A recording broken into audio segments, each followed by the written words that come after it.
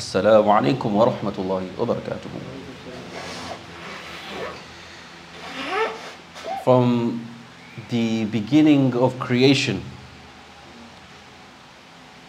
Allah subhanahu wa ta'ala created creation that will worship Him alone, the angels. And even around us, there are inanimate objects like the stones, like the trees, like the mountains, who are doing tasbih and the ibadah of Allah. And Allah subhanahu wa ta'ala also created certain creations that have a choice, freedom of will. So we have the jinn, for example, who have a choice. They are presented with a choice of obedience or disobedience. And the same with us. We have those choices of obedience or disobedience. And long before humans were created, the jinns roamed the world. Now jinns aren't all bad. There are good jinns and there are bad jinns. The jinn is just a type of creation, just as we say bird. There might be some calm birds, there might be some violent birds. Some calm animals, some violent animals.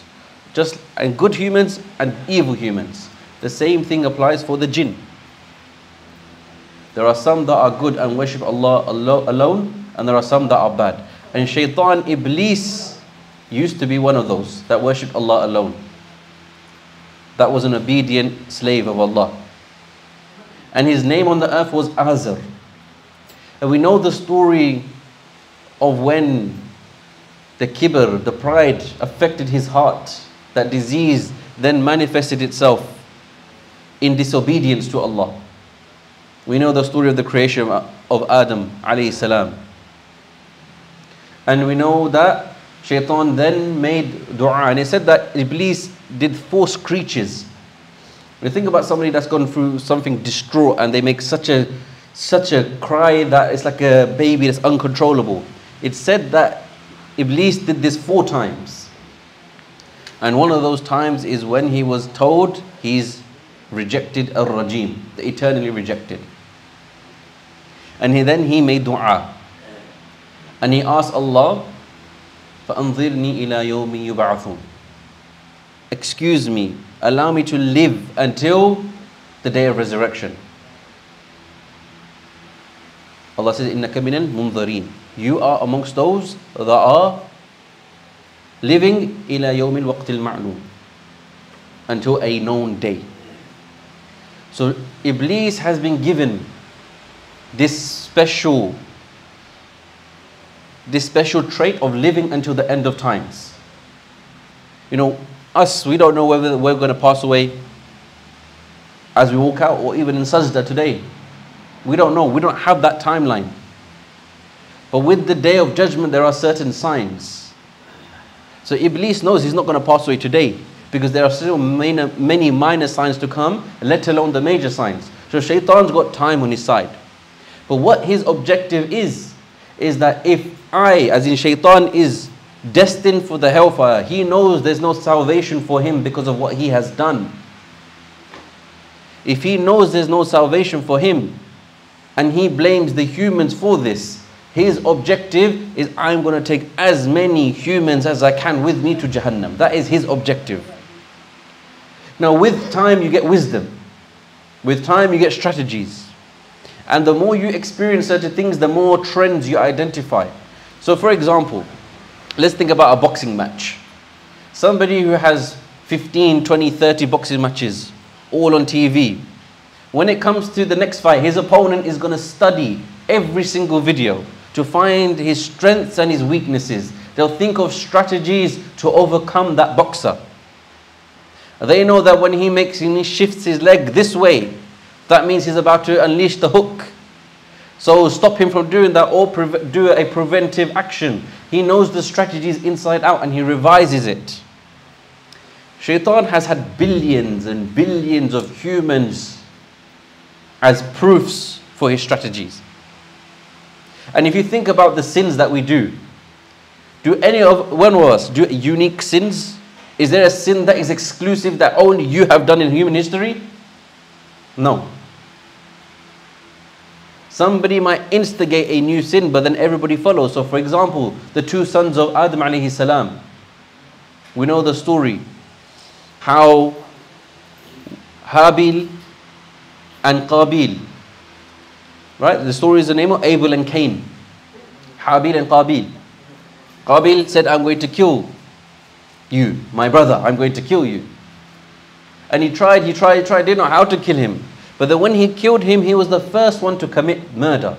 So that every murder that occurs until this day, the sin is attributed to Qabil. And murders all around us. We see it in the Middle East. We see it down the road to us. Every single murder that has taken place from his time, that sin is attributed to Qabil. So whenever a sin happens, know that Shaytan knows. He can read body language. Just as we can read body language. We can read somebody's facial expressions. We could tell if somebody's being lethargic and lazy. Or we could tell somebody's being energetic. We know somebody can't control their eyes, can't control their gaze. You know, there's certain things that lead up to the sin that we do. And the sins that we do, many of them are repetitive. May Allah subhanahu wa ta'ala remove these sins from us. Ameen. So Shaytan knows that once we open the door of a sin, we've tasted that sin. We've experienced that sin. And so the first lesson I want to give you all that is, if you've never done a sin and you're tempted by it, do your utmost to never even taste it once. Because once you've tasted it once, that door has now been opened. You know the other side. You know, think about, when I was a kid, I used to have a shower. And I'm sure many of you do this, so I'm not going to embarrass myself. But I used to watch the water go down. You know, it condenses on the window, and then it starts to trickle down, and it follows this path. And then the next water follows the exact same path. And it doesn't deviate until it's overflown, and then it creates another path. But it keeps following that same path. Once that path has been etched, you know the path to it. So the best thing as we can do is don't know the path to the sins in the first instance. But what happens when we do sins? Because we do sins. And we will do unique sins to us, new sins to us. Allah subhanahu wa ta'ala advises us that if you do a sin, follow it up with a good deed. Cancel it out with a good deed. So my mum used to have this box, and she used to call it the Shaytan box. It's not a box that we kept Shaytan inside and we shake him around every now and then. It's every time a sin was committed, or every time a sin was, you were enticed by a sin, she would give sadaqah. Because it doesn't start from when you've done the sin. We need to prevent the thoughts of the sin. We need to prevent ourselves from being the environment of the sin. Because Shaytan made a promise to Allah. Not only did he say, I'm going to sit on the Sirat al-Mustaqim, I'm going to sit on the straight path. So we are all, what dua do we make? Ihdina Sirat al-Mustaqim. We make this every Fatiha we read. Ihdina Sirat al-Mustaqim. Guide me to that straight path. And who are you going to find there? You're going to find Shaytan there. Just imagine when you come into this masjid, the road you all took from your houses or your places of work or wherever you came from. Imagine on that way you found Shaytan sitting there. It becomes a bit more of a challenge. But imagine Shaytan went to, he was in the forest where nobody's walking. He's not affecting me because, he's not stopping me coming to the masjid. Shaytan will be on the straight path. So every time you try to practice, every time you try to pick up the Quran, you try to learn the Quran, you try to learn Salah, pray Salah, you try to do good, you try to be obedient to your parents, you try to be obedient to your wife and your children. Every time you're trying to do some sort of ibadah, Shaytan will be there because this is the path of Sirat. I need to be on this path. And when you are on that path, he will come in front of you. Shaytan promised, I will come in front of them, behind them, on their right and on their left. And Ya Allah, many of them, you're going to find them to be ungrateful to you. I'm going to go to them and I'm going to make them ungrateful to you. Ya Allah, this creation you have made, Adam alayhi salam, it is weak. I have flown through it. I flew through it, I went through the body, and I know it's a weak creation, and I know I can have sultan, I can have control over it. So when I approach it, and I influence them because they are weak, Ya Allah, you will then find out that they are ungrateful. This is what Shaytan is saying to Allah subhanahu wa ta'ala. Allah knows that we are weak and that we will force certain things. Allah knows this. So what does Allah say? If they turn back to me, I will forgive them. When do you turn back? When you commit a sin, and also before you commit a sin as well. Prophet ﷺ will constantly seek forgiveness. And what sin did Prophet ﷺ make? None. So when we get tempted, Allah's mercy is that, seek my forgiveness, I will forgive you. Now this concept of approaching from the front, from the back, from the right, from the left, what's the representation? When Shaytan approaches us from the front, how is he going to approach us from the front? How is he going to approach us from the back, from the right, from the left? Think about your front. When you're walking around, what sins are you attracted to in front of you? You know, in the summer, there are certain sins that become a bit more apparent. Lewd dressing, you go out more. You might walk past certain environments that are committing sins. You might be tempted by it. You know, sins that are in front of you. So Shaitan will come to you in front of you to tempt things that are in front of you. How will he come to you from behind? Through past experiences, past emotions. You've never prayed salah in your day. Why are you starting now? You just committed the biggest sin this morning and now you're going to pray salah? That reminds me of we have parent coffee mornings at my academy. And one of the parents, I use it, so we separate one for fathers, one for mothers. So I take the father's one. And really it's just a place for the fathers to speak. And you'd be surprised, as soon as fathers are around, everything that's in their chest, they just let out. Because it's a safe environment for them to just let it out. So one of the fathers, he was mentioning how his journey to salah. And it was a unique one. And I told him, I'm going to tell people this in a khutbah one day. So here it is, I'm going to say it to you all, inshallah. What he told me is that he has a friend that owns a nightclub. A Muslim friend that owns a nightclub. But despite owning a nightclub, he will still pray salah in the nightclub. So he thought to himself, how can this guy who's got a nightclub, who's praying salah, and I'm not praying salah? And so from that he started praying his own salah. Right? Sometimes we find these motivations from what other people are doing. And it's not to judge that person with the nightclub. We ask Allah subhanahu wa ta'ala that through his ibadah of worshiping Allah alone, he takes him out of that sin. Ameen. And we should do this. This is tawassul in essence, where hadith in Bukhari, there were 3 people trapped in a cave. And they all made a dua of an ibadah they did until that rock, that boulder started moving slightly until they were able to escape. So when you do a good deed, use that as tawassul in your dua. Ya Allah, I came to Jummah. I came to Jummah early. I came because I didn't want to miss any rewards from the Jummah. I wanted to be recorded as amongst the first people in Jummah. I wanted to worship you alone, Ya Allah. Because of this, alleviate X, Y, Z. Grant me X, Y, Z. These are the things that we can do. Remove sin A, B, C. So use your good deeds as a form of dua. And elongate your dua. Because every time you're speaking to Allah, every moment you are speaking to Allah, every time you are narrated your stories to Allah, you are in the state of ibadah.